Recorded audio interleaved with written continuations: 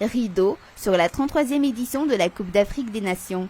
Le Sénégal est sacré champion d'Afrique à l'issue de 4 semaines de compétition. Il s'agit du premier titre continental pour les Lions de la Teranga, porté par sa star Sadio Mané, lui-même sacré meilleur joueur de la compétition avec 3 buts et 3 passes décisives. Les Sénégalais étaient parmi les favoris de la compétition. Ils écrivent l'histoire après 2 finales perdues en 2002 et lors de la dernière édition en 2019. Cette année-là, ils ont perdu face à l'Algérie de Riyad Mahrez. Au Cameroun, le Sénégal a réalisé un parcours presque parfait en inscrivant 9 buts et en encaissant seulement 2 buts dans la compétition, et cela malgré un premier tour poussif. Les hommes d'Aliou Cissé n'ont remporté qu'un seul des 3 matchs de groupe en concédant 2 matchs nuls. Mais ils se sont réveillés en 8e de finale et remportent tous leurs autres matchs, dont la finale face à l'Égypte qui n'a pourtant pas démérité. Et ce n'est que partie remise pour les Pharaons qui retrouveront les Sénégalais au mois de mars pour les barrages africains en vue de la participation au Mondial 2022 qui se tiendra au Qatar. Les Égyptiens se sont inclinés en finale, mais on peut dire que c'est une défaite logique au vu de leur parcours dans ce tournoi. L'Égypte a de justesse passé le premier tour avec une victoire, un nul et une défaite. Le parcours du combattant se poursuit en phase finale car il a fallu passer par 3 prolongations et 2 séances de tir au but pour que les Pharaons se hissent en finale.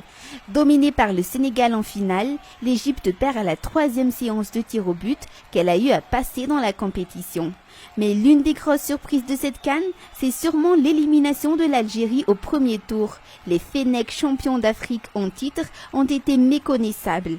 Ils étaient pourtant les favoris à leur propre succession après une série de 34 matchs sans défaite avant le début du tournoi.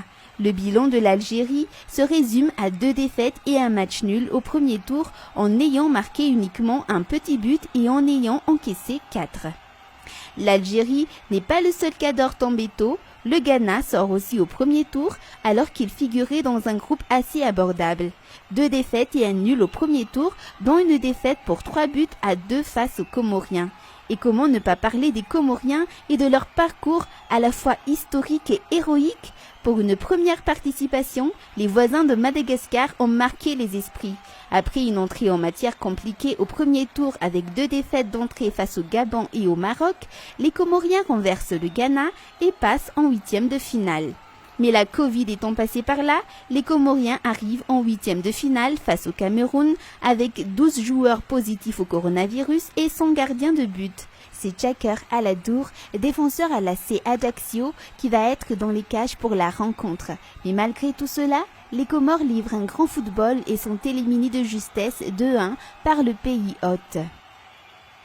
Autre exploit à noter, celui de la Gambie qui réussit à se hisser en quart de finale pour une première participation. Le pays hôte, pour sa part, fait l'objet de nombreuses critiques et de suspicions de tricherie dans cette CAN qui a failli ne pas avoir lieu. La sélection camerounaise a été jusqu'à la fin la seule équipe à n'avoir eu aucun joueur testé positif à la Covid-19 dans le tournoi. Mais malgré toutes ces suspicions, le Cameroun a fait forte impression dans sa CAN et finit meilleure attaque du tournoi.